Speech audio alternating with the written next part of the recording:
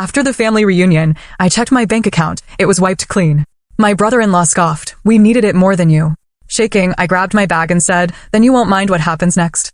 They laughed until a loud bang rattled the house. The front door burst open and it still sends shivers down my spine when I think about it. One moment, I was on top of the world, building the business of my dreams.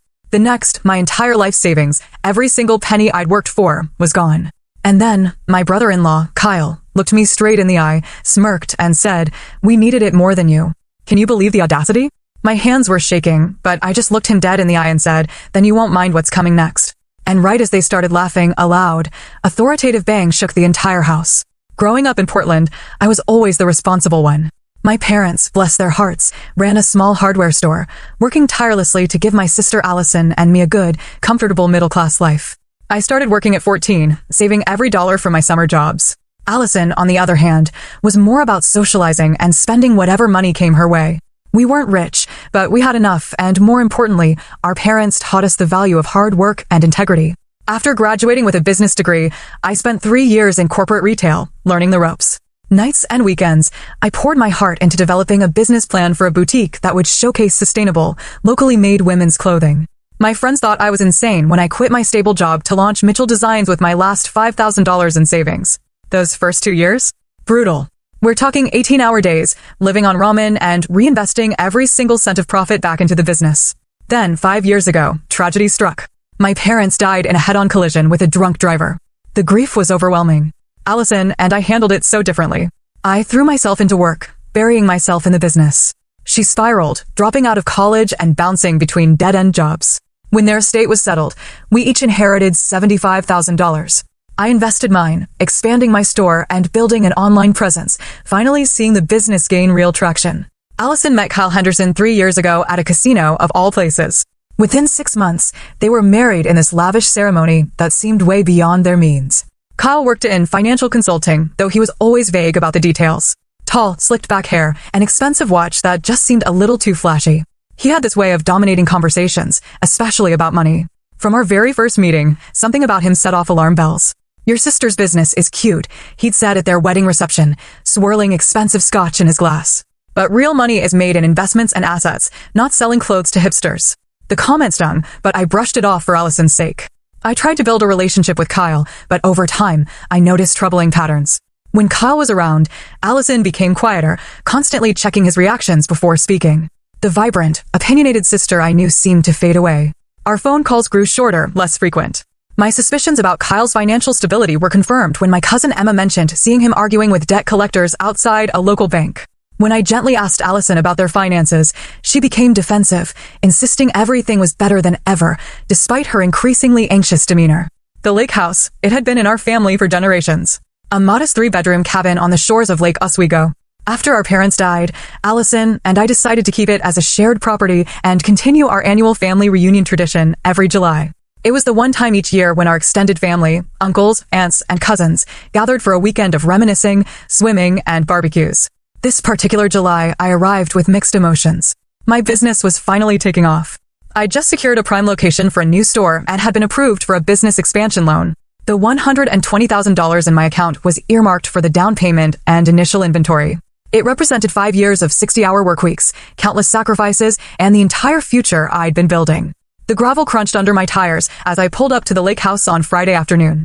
The familiar cedar siding and blue shutters brought a wave of nostalgia. Uncle Robert was already setting up the grill, and Aunt Patricia was arranging flowers on the porch. Cousin Emma waved enthusiastically from the dock, inflating water toys for her kids. "Rebecca," Emma called, jogging up from the shoreline to hug me. "It's been too long. How's the boutique?" "Better than ever," I said, popping the trunk to grab my overnight bag. "We're expanding to a downtown location." "How are the kids?" She laughed, helping with my cooler. "Growing like weeds and eating me out of house and home." Her voice lowered. "Allison and Kyle got here about an hour ago." "Just prepare yourself. That bad." Emma made a face. "Kyle's been bragging about some investment windfall, new car, designer clothes. It's a bit much." I nodded, steeling myself as we approached the house. Through the screen door, I could hear Kyle's booming voice dominating the conversation. Something about a real estate opportunity, guaranteed to double someone's money. Allison spotted me, her face lighting up briefly before glancing at Kyle. She looked thinner than when I'd last seen her, despite the expensive-looking sundress and carefully applied makeup. "Becca," she called, using my childhood nickname as she gave me a quick hug. You finally made it. Kyle turned, raising his whiskey glass in my direction. The entrepreneur arrives. Tell us, how's the little shop doing? Still selling enough dresses to keep the lights on?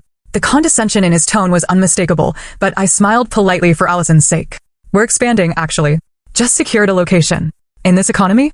Brave, he chuckled, pulling Allison closer in a way that seemed more possessive than affectionate. I noticed a Rolex on his wrist that definitely hadn't been there at Christmas, and Allison's new diamond earrings caught the afternoon light. Uncle Robert saved me by announcing it was time to get the stakes going, and I used the opportunity to escape to my usual bedroom at the end of the hall. As I unpacked, I couldn't shake the feeling that something was off about Kyle's newfound prosperity. According to Emma, he'd been laid off from his job at an investment firm 6 months ago after clients complained about mismanagement. I placed my laptop on the small desk by the window and tucked my tablet into the nightstand drawer, making a mental note to check on some urgent business emails after dinner. What I didn't know then was that this simple family reunion was about to become the battlefield for everything I'd worked for. The evening followed its familiar rhythm, though the underlying tensions made the air feel heavy. Despite the cheerful conversation, Aunt Patricia had outdone herself with a spread of her famous potato salad, 7-layer dip, and homemade rolls that reminded me of childhood summers. Rebecca, honey, tell us more about this store. Uncle Robert asked as we gathered around the large oak dining table. A retired high school principal, he'd always been the family mediator, skillfully navigating conversations away from potential conflicts. It's in the Pearl District, I explained, feeling a genuine spark of excitement despite my unease. The location is perfect, right between a popular coffee shop and an art gallery.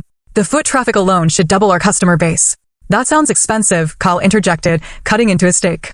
Commercial real estate in that area must be, what, $1.50 per square foot? Seems risky. I've done my research, I replied evenly. The numbers work. Speaking of numbers, Aunt Patricia chimed in, ever the family gossip collector. I hear Melissa Anderson's daughter just declared bankruptcy from her clothing store venture. Such a shame. These small businesses, they're so vulnerable.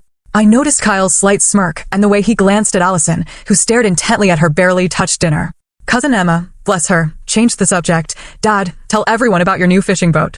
As Uncle Robert launched into a detailed description of his retirement splurge, I felt Emma squeeze my hand under the table in solidarity. After dinner, as everyone moved to the living room for board games and drinks, I excused myself to check on some work emails in my room. I immediately noticed something off.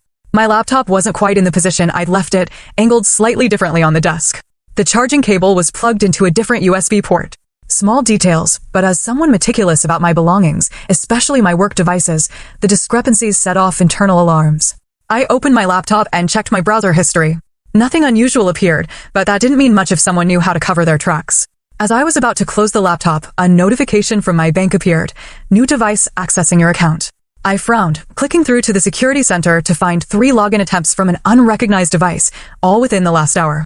The attempts had failed due to incorrect password entries, but the timing was too coincidental to ignore. Closing my laptop, I decided to keep a closer eye on my belongings for the remainder of the weekend. Perhaps I was being paranoid, but something didn't feel right. When I returned to the living room, Kyle was showing off his new watch, making a show of how the light caught the diamond bezel. Limited edition, he boasted to Uncle Robert. Only 500 made worldwide.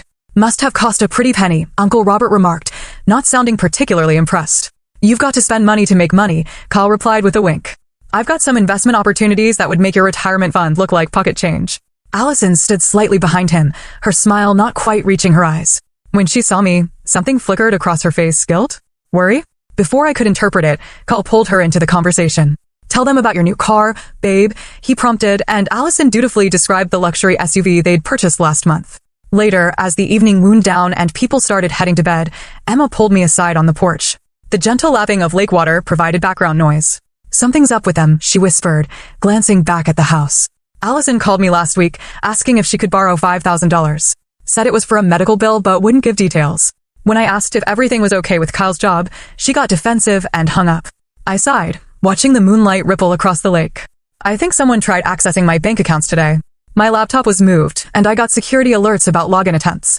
Emma's eyes widened. You don't think? I don't know what to think, I admit it, but I'm changing all my passwords tonight and enabling 2-factor authentication on everything. Back in my room, I did exactly that, also taking the precaution of slipping my laptop and tablet into my locked suitcase. Before falling asleep, I received another notification, another failed attempt to access my account, this time from the bank's mobile app. The next morning, breakfast was a casual affair, with people drifting in and out of the kitchen for coffee and Aunt Patricia's blueberry pancakes. I noticed Kyle watching me from over his coffee mug. Business never sleeps, huh? He remarked. Must be exhausting, being a one-woman show. I have employees, I corrected him, good ones. But yes, when you run your own business, you're never really off the clock. That's why I prefer investments, he said, leaning back in his chair. Money working for me, not the other way around.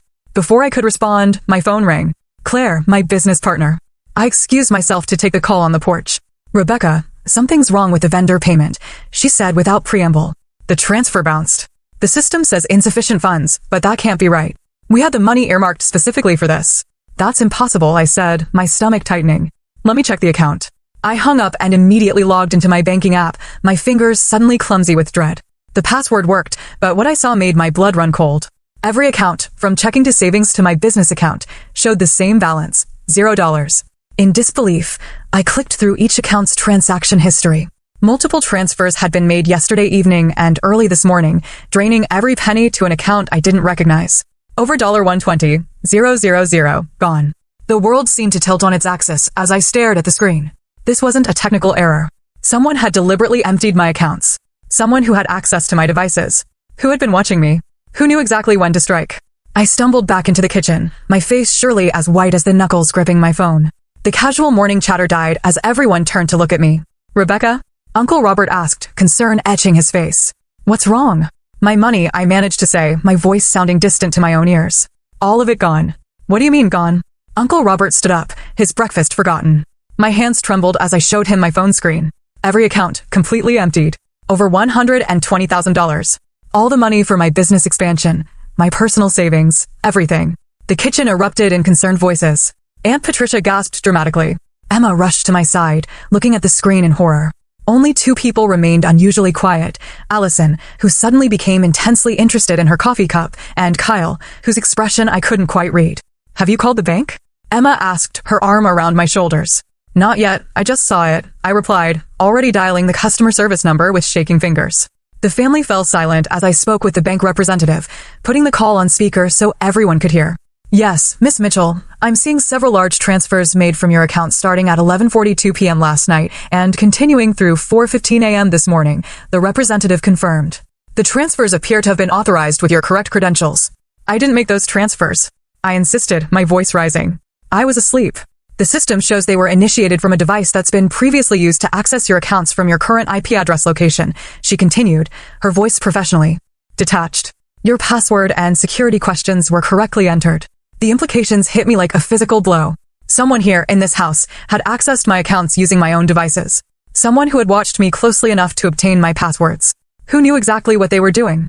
I ended the call after being told the bank would open a fraud investigation, but recovery of the funds wasn't guaranteed since the transfers appeared legitimate from their end. The representative's final words rang in my ears. In cases where someone with access to your devices and passwords makes transfers, it can be difficult to prove fraud versus authorized transactions you later regretted.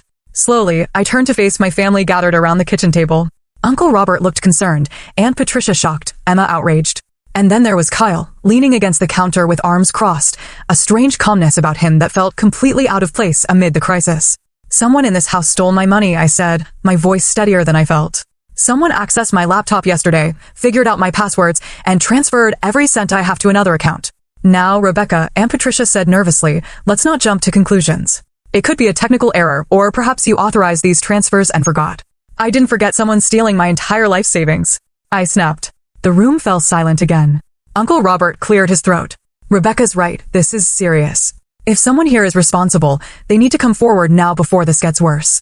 I scanned the faces around me, lingering on Kyle's. His expression remained neutral, but there was something in his eyes, a glimmer of satisfaction, perhaps? Kyle, I said directly, you seemed very interested in my laptop yesterday. Were you in my room while I was helping with dinner? Allison immediately bristled. Are you accusing my husband of stealing? That's low, Rebecca, even for you. I'm simply asking a question, I replied, not taking my eyes off Kyle.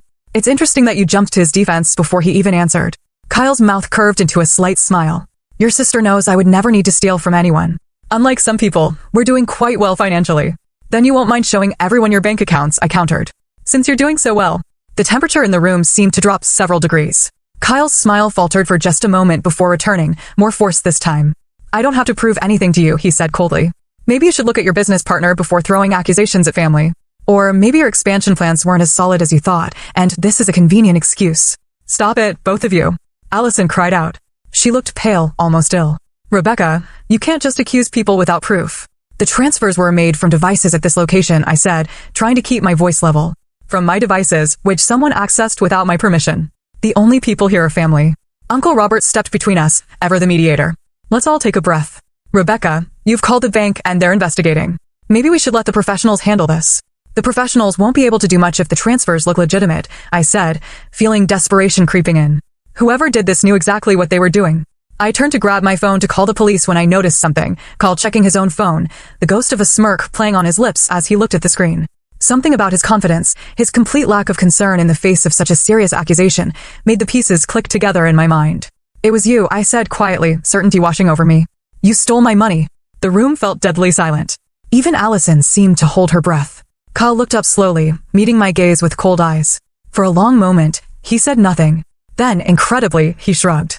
We needed it more than you, he said, his voice casual, as if discussing borrowing a cup of sugar. You've always had it easy, Rebecca. Your cute little business, your perfect life. Some of us have real problems. The admission sent shockwaves through the room. Aunt Patricia gasped. Uncle Robert's mouth fell open. Emma swore under her breath. Allison looked like she might faint. Kyle, she whispered, tell me you didn't. But his expression told the truth. My brother-in-law had stolen my life savings, and he wasn't even trying to deny it. You son of a bitch. I breathed, anger replacing shock. That money wasn't just mine. It was for my employees, for the business that supports 5 families besides my own. Oh, spare me the guilt trip, Kyle rolled his eyes. You'll bounce back. People like you always do. Meanwhile, we're drowning in debt because of Allison's medical bills that you never even bothered to ask about. I looked at my sister in confusion. What medical bills, Allison? Are you sick? She wouldn't meet my eyes, and I saw Kyle shoot her a warning glance. It doesn't matter, he said dismissively. What matters is we needed that money more than you did. Consider it a family loan. A loan. I was nearly shouting now. You stole $120,000 from me. I'm calling the police. Kyle's expression hardened. I wouldn't do that if I were you. Family loyalty goes both ways, Rebecca. You really want your sister to suffer because you can't share your good fortune. Don't you dare talk to me about family loyalty after what you've done. I seethed, reaching for my phone. Kyle lunged forward suddenly, grabbing for my phone. No police. Uncle Robert stepped between us as Emma pulled me back. Kyle, that's enough, he shouted. In the chaos, I caught a glimpse of Allison's face, not just upset, but terrified. Not of me or the situation, but of Kyle. I'd seen that look before on the faces of women who came into my boutique with carefully concealed bruises and practiced excuses. Allison, I said more gently. What's really going on here? Talk to me. Before she could answer, Kyle cut in. We're done talking. Allison, get our bags. We're leaving. You're not going anywhere until I get my money back. I said firmly. Every penny of it. Today, or I'm calling the police, regardless of what you threaten. Kyle laughed, the sound cold and mocking. Good luck with that. The money's already been moved again. You'll never find it. Then you won't mind what's coming next, I said, my voice steady despite my trembling hands as I reached for my bag. Kyle and Allison laughed, the sound jarring and discordant, hers tinged with hysteria, his with contempt. That's when we heard it. A loud, authoritative bang that shook the entire house. For a moment, everyone froze in confusion. Then came the unmistakable sound of the front door being forced open, followed by multiple sets of heavy footsteps entering the lake house. Police. Everyone stay where you are. The kitchen fell into stunned silence as 2 uniformed officers appeared in the doorway, followed by a plainclothes detective who surveyed the room with practiced eyes. Rebecca Mitchell, the detective asked, looking directly at me. I nodded, still processing their sudden appearance. Yes, that's me. I'm Detective Harmon with Portland PD Financial Crimes Unit, she said, showing her badge. We received an automated alert about suspicious activity on your accounts and attempted identity theft in progress. Kyle's face drained of color so quickly I thought he might pass out. Allison gripped the edge of the table, her knuckles white. Officers, there's been a misunderstanding, Kyle started, his voice suddenly all charm and reasonability. This is a family matter we're in the process of resolving privately. Detective Harmon ignored him, focusing on me. Miss Mitchell, we need to speak with you privately about the activity on your accounts. We already have some information from your bank's fraud department. She has no proof of anything. Kyle interjected loudly. This is ridiculous. You can't just burst in here on a family weekend. Actually, we can. One of the uniformed officers responded coolly. We have probable cause, and Ms. Mitchell's bank has already provided preliminary evidence of fraud. I felt a surge of hope as I followed Detective Harmon to the living room, leaving the stunned family in the kitchen. Once alone, she explained that my bank's fraud detection system had flagged the unusual activity and automatically alerted authorities when the pattern matched known fraud schemes. We need your formal statement, she said, but we've already frozen the receiving accounts. With your cooperation, we have a good chance of recovering most of your funds. When we returned to the kitchen, the atmosphere had shifted dramatically.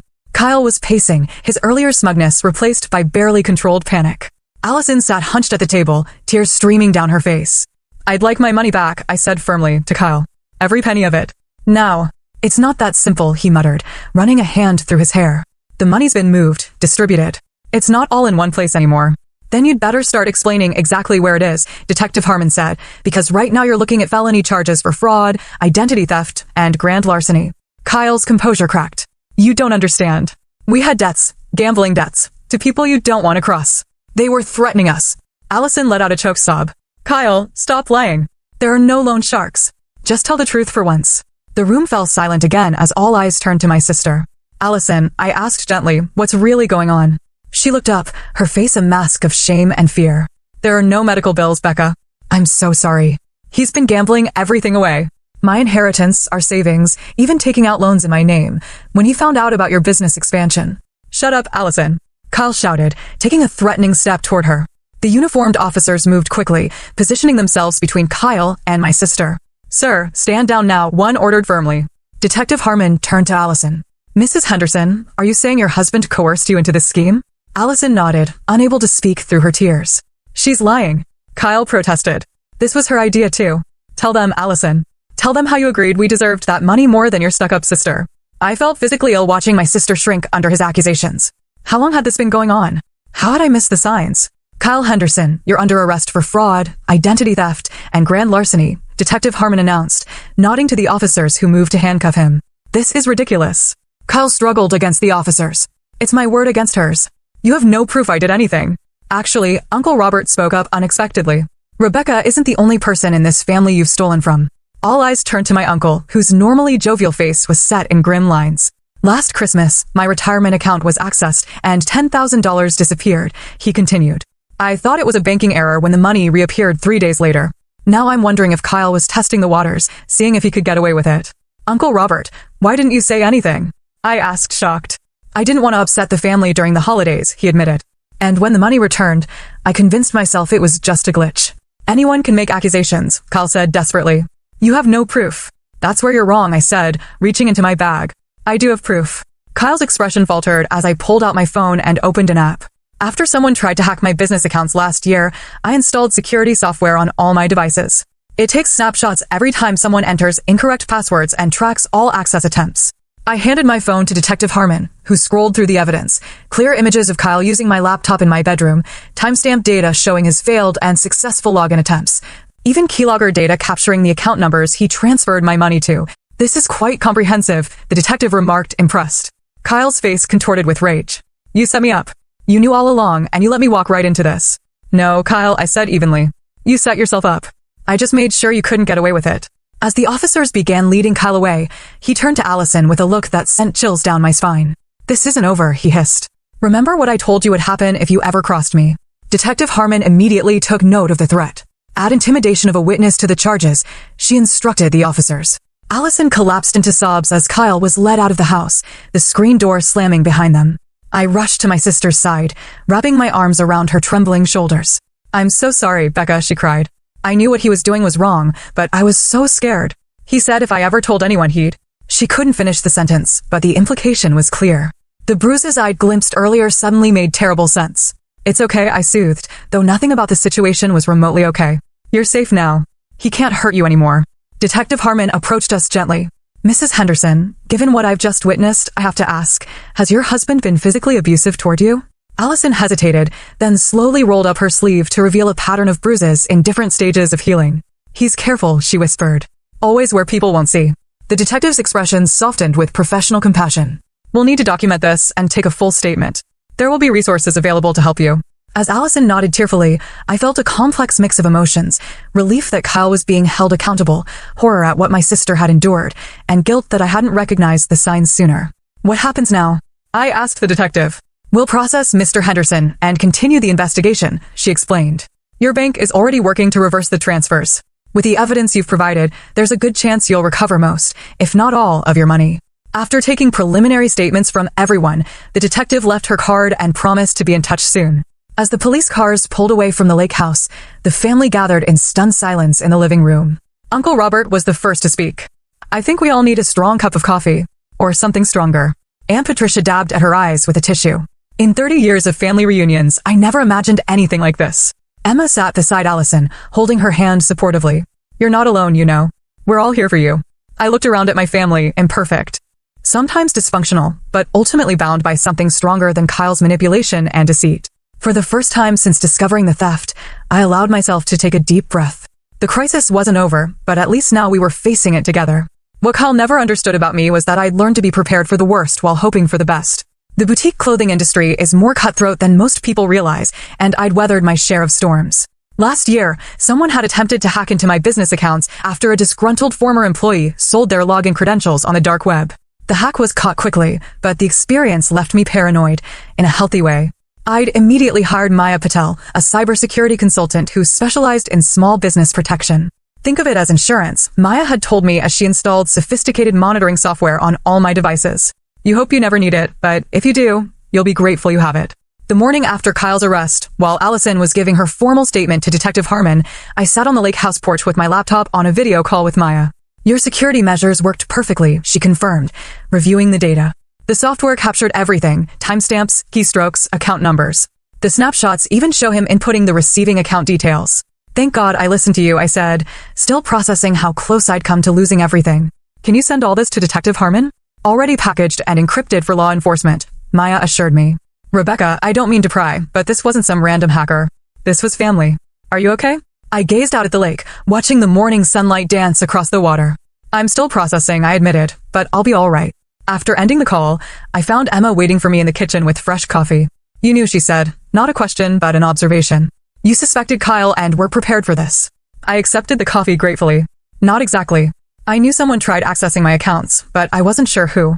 The security measures were already in place from a previous incident. Emma shook her head, impressed. Always 2 steps ahead. That's why your business succeeds where others fail. I wish I'd been more aware of what was happening with Allison, I said, guilt creeping into my voice. All this time, he was abusing her, controlling her, and I had no idea. Abusers are masters at hiding their true nature, Emma said gently, and Allison was too scared and ashamed to reach out. Our conversation was interrupted by Uncle Robert, who entered the kitchen with a grim expression. I just got off the phone with my friend at the credit union. I asked him to check if anyone else in the family might have been compromised. And? I prompted, feeling a new wave of dread. Aunt Patricia's retirement account showed unusual access patterns 3 months ago. Nothing was taken, but someone was definitely looking around. And my son's college fund had $1,000 missing last month that was returned 2 days later, disguised as a bank adjustment. He was testing the waters, Emma realized, seeing what he could get away with before going for the big score, Rebecca's accounts. Uncle Robert nodded. I've asked everyone to check their accounts and credit reports. Who knows how many of us he's targeted? Later that afternoon, I found myself alone with Allison for the first time since Kyle's arrest. She sat on her bed, looking smaller and more vulnerable than I'd seen her since we were children. I don't know who I am anymore, Becca, she whispered. 3 years with him, and I lost myself completely. I became whatever he wanted me to be. I sat beside her, taking her hand. You're still you.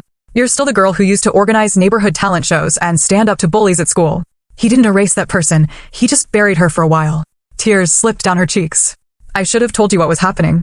When he started talking about taking your money, I should have warned you. Why didn't you? I asked gently.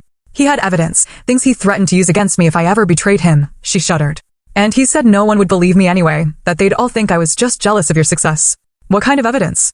I asked, suddenly alert. He made me do things. Take things from stores. He filmed it, she could barely get the words out. Said he'd send it to everyone we know, to the police. Said I'd go to jail. My blood boiled at the calculated cruelty. Allison, that's blackmail and coercion. Detective Harmon needs to know about this. I told her this morning, she admitted. They're adding more charges, and they found other victims. Other women before me.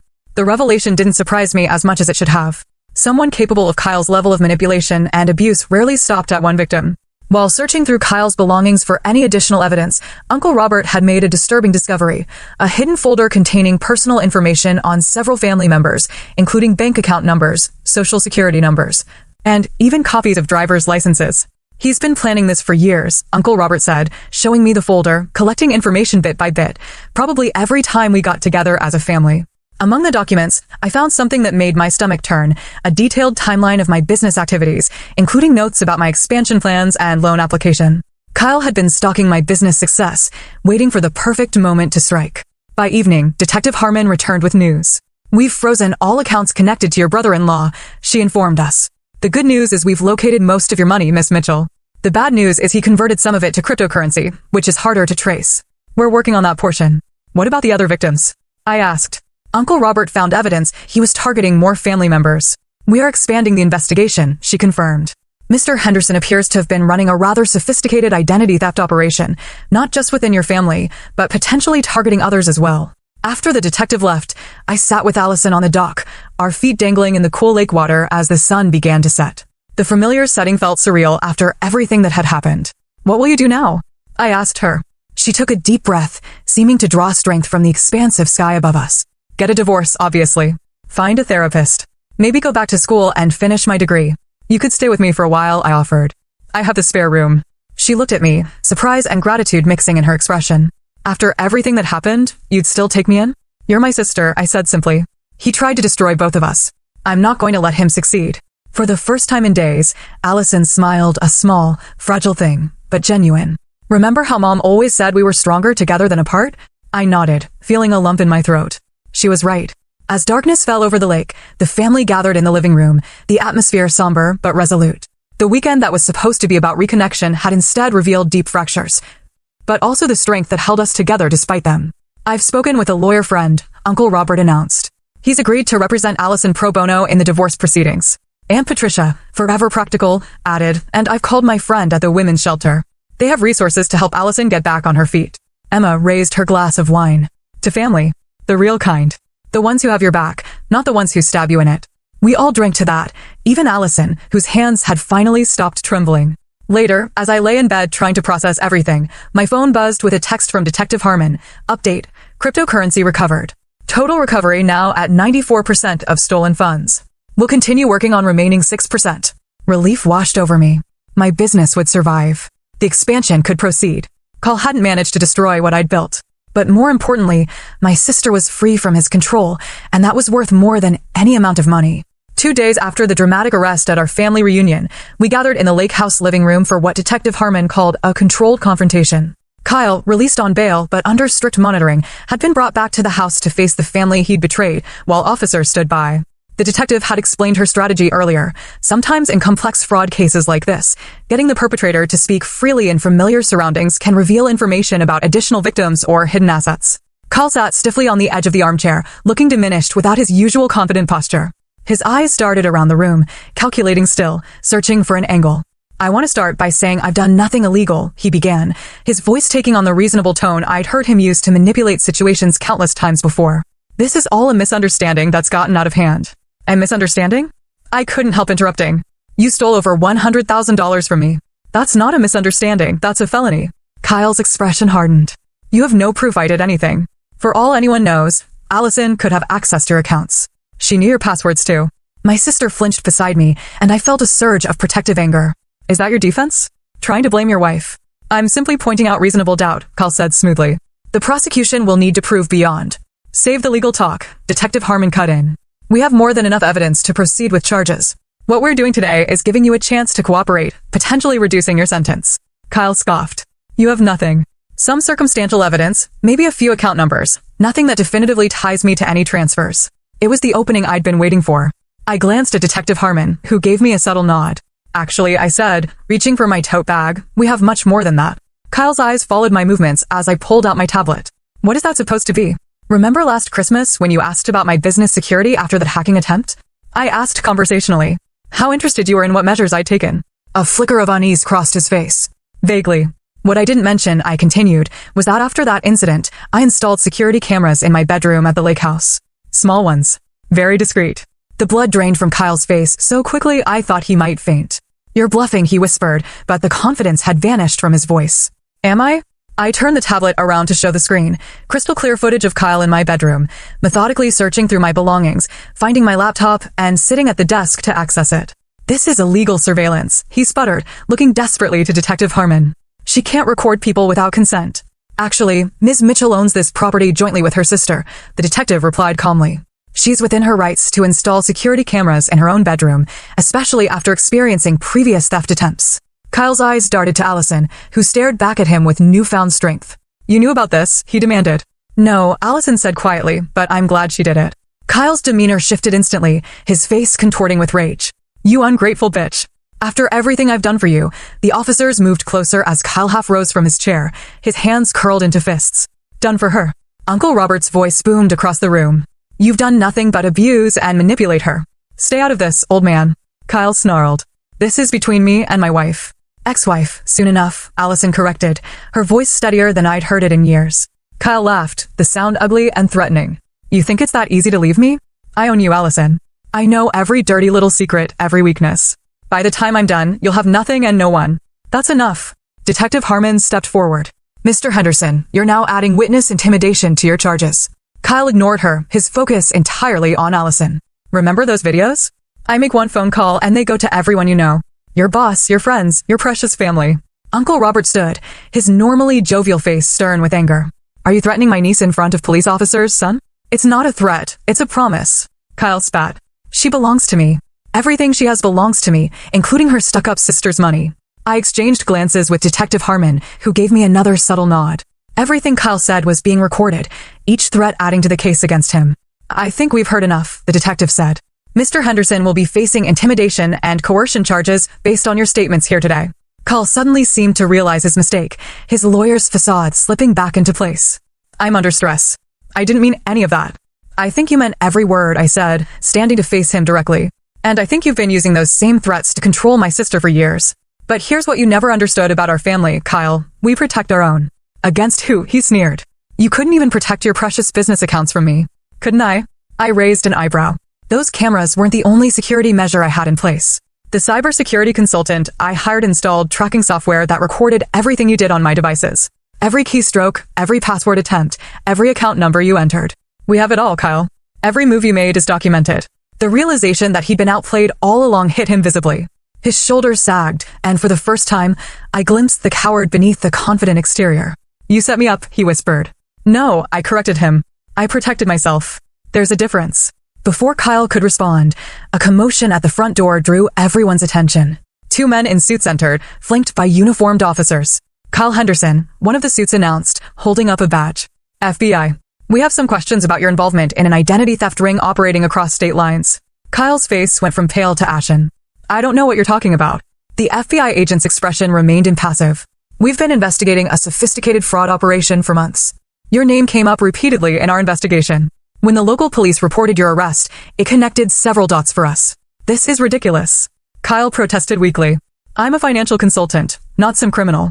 Is that why we found evidence of at least 12 stolen identities on your cloud storage? The agent asked. Or why your name appears on lease documents for properties where stolen credit cards were being manufactured? As the implication sank in, I realized Kyle's theft from my accounts wasn't an isolated incident or a crime of opportunity. It was part of a much larger operation. The family reunion had simply provided convenient access to my devices. The FBI agents continued questioning Kyle, who grew increasingly agitated. When they mentioned a co-conspirator named Marcus, who had already agreed to testify, Kyle lost what remained of his composure. Marcus is lying, he shouted, jumping to his feet. I never touched those credit card numbers. That was all him and Vaughn. The agents exchanged satisfied glances. Kyle had just implicated himself and provided another name. As the situation spiraled beyond his control, Kyle made one desperate move. He lunged toward the door, shoving past an officer in a frantic escape attempt. The commotion that followed was brief, but chaotic, officers wrestling Kyle to the ground as he fought and shouted threats. This isn't over, he yelled as they handcuffed him. Allison, tell them I didn't do anything. Tell them. My sister stood perfectly still, watching her husband's breakdown with a strange detachment. I'm done lying for you, Kyle, she said quietly. I'm done being afraid. Something in Kyle seemed to snap at her words. As the officers pulled him to his feet, he fixed her with a look of pure hatred. You're nothing without me. Nothing. You'll come crawling back when you realize you can't make it on your own. Allison walked slowly toward him, stopping just out of reach. For a moment, the room held its breath. I was nothing with you, she said, her voice clear and steady. Without you, I can finally be myself again. As the officers led Kyle away, his threats fading into the distance, Allison turned to me with tears in her eyes, not of fear or sadness, but of relief. It's really over, she whispered. I pulled her into a tight hug. Yes, I promised. It's really over. The FBI agents remained to take additional statements, explaining that Kyle's arrest was likely to lead to more discoveries about the identity theft ring he'd been involved with.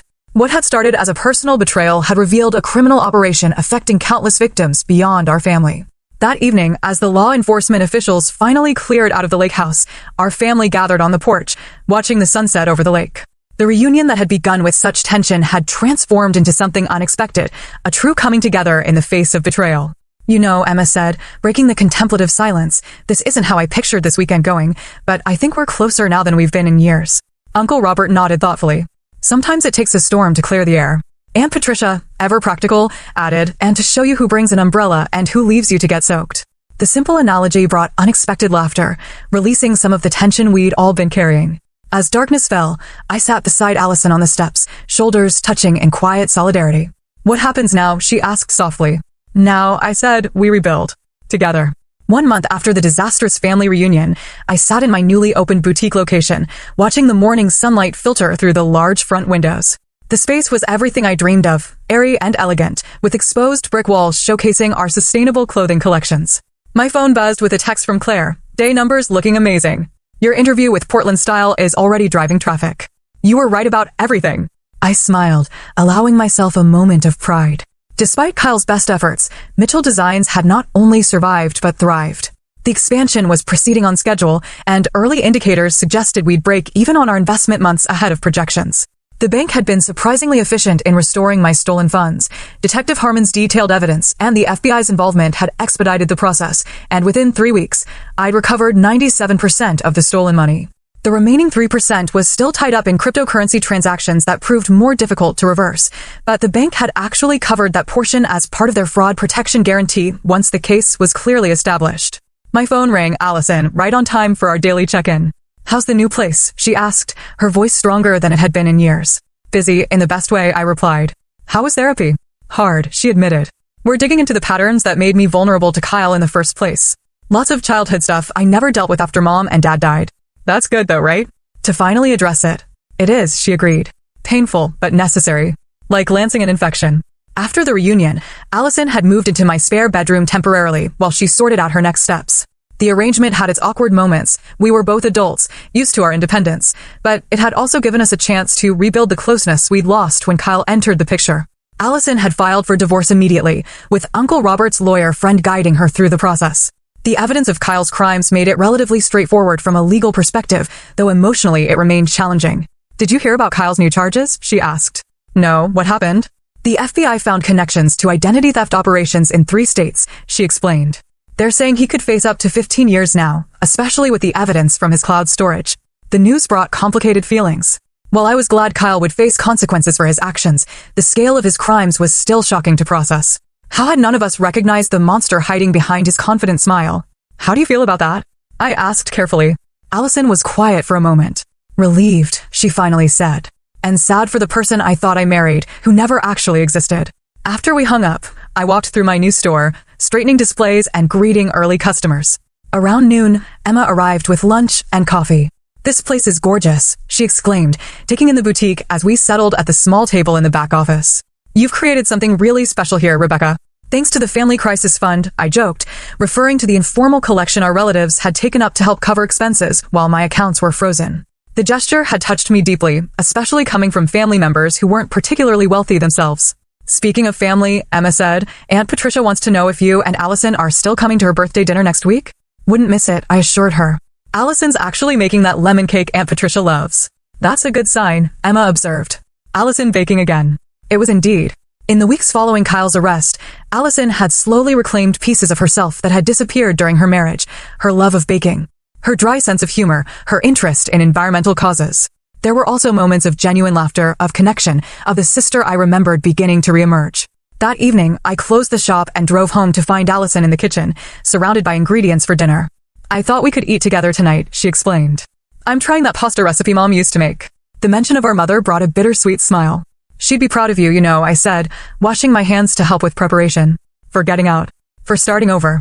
She'd be proud of both of us, Allison replied. You for building your business, me for rebuilding my life. Different kinds of bravery. As we chopped vegetables side by side, I reflected on how much had changed in just 1 month. The crisis that could have destroyed my business and permanently fractured our family had instead created space for honesty and healing. The next day, I met with Maya, my cybersecurity consultant, to review the enhanced security measures for both my business and personal accounts. You're officially my most security-conscious client. She laughed as she showed me the new systems. Most people don't get this serious until after they've been hacked multiple times. Once was more than enough, I assured her. I've learned my lesson about being prepared. That reminds me, Maya said. I've been meaning to ask, how did you know to install those cameras in your bedroom at the lake house? That wasn't part of our security plan. I smiled, remembering the decision that had ultimately saved my business. Last Christmas, I noticed some of my things had been moved in that room. Nothing missing, just not quite where I'd left them. I thought I was being paranoid, but I installed the cameras anyway, just in case. Always trust your instincts, Maya nodded approvingly. Those instincts had served me well in business and ultimately in protecting myself from Kyle's schemes. But they hadn't helped me see what was happening to my sister. That blind spot still troubled me. That weekend, our family gathered at the lake house again, not for a formal reunion, but for a workday to refresh the property that held so many memories. Uncle Robert directed painting crews, Aunt Patricia supervised a deep cleaning of the kitchen, and cousins and their children helped with yard work. Allison and I tackled the bedrooms, packing away old items and discussing what to keep and what to donate. I've been thinking, she said as we sorted through a box of childhood mementos, about selling my half of the lake house to you. I looked up in surprise. You don't want it anymore? She gazed out the window at the sparkling lake. It's not that. I just need a fresh start, financially and emotionally. The money would help me go back to school, finish my environmental science degree. Are you sure? I asked. This place has been in our family for generations. And it will still be in the family with you, she pointed out. Besides, you'll let me visit, right? Of course, I promised. Anytime. Later, as everyone gathered on the dock for a picnic lunch, I watched my family with new appreciation. Uncle Robert telling his terrible jokes, Aunt Patricia fussing over everyone having enough to eat, Emma's kids splashing in the shallows. The ordinary moments that formed the foundation of our shared history. Allison sat beside me, her face tilted toward the sun, looking more peaceful than I'd seen her in years. You know what I've learned from all this, she said quietly. What's that? That family isn't just about blood. It's about boundaries. About protecting each other without enabling harmful behavior. That's profound, I acknowledged. And true. Mom used to say something similar, Allison recalled. Love without limits isn't love, it's negligence. I didn't understand what she meant until now. As the afternoon wore on, I found myself sitting with Uncle Robert on the porch, watching the family activity by the lake. I've been meaning to thank you, I told him, for speaking up about Kyle accessing your accounts. That couldn't have been easy to admit. He sighed, his weathered face solemn. I should have said something sooner. Maybe if I had, he wouldn't have been able to target you or hurt Allison.